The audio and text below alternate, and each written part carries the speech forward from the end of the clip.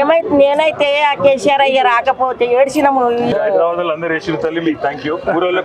ఊరోళ్ళకు ఎన్ని ఆశలు చెప్పిండు కదా, ఏం చేసిండు, ఏం చేస్తున్నాడు చెప్పు. అయినా రాజ్య చేసుకుంటాడా? మరి ప్రజలకు చూడాడా? 4,000 ఇస్తా, 6,000 ఇస్తా, 8,000 ఇస్తా అన్నాడు. ఏడే ఉన్నది లేదు కదా. ఇంటికి 500 ఇస్తాను, మళ్ళా ఏదో కార్డు మీద ఉంటే